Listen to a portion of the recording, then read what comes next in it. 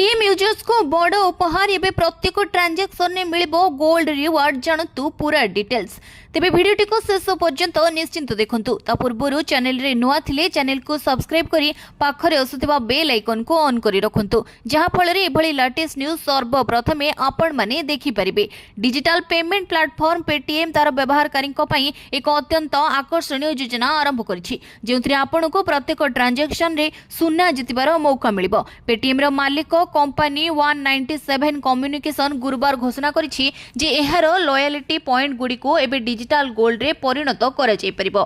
Company एहार travel platform रे एक नूतन संस्करण मध्ये आरंभ करिछि जेउथरे एक स्मार्ट एआई असिस्टेंट शामिल अछि।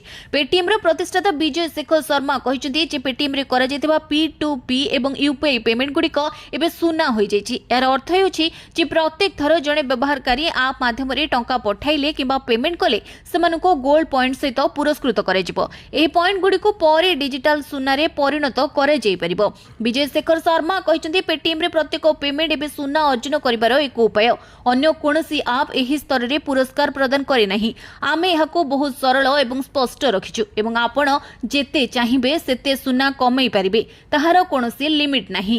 कंपनी कहिछि जे उपभोक्ता माने सेमानकर वैल्यू 15 रे पहुंचिबा परे सेमानकर पॉइंट गुडी को सुना रे परिवर्तन करि परिबे। एहार अर्थ हेउछि जे उपभोक्ता माने पेमेंट किबा क्रय करबा समय रे सेमानकर अकाउंट रे गोल्ड पॉइंट जोड़ा जिवो जहाको परे रिडीम करे जाय परिबो।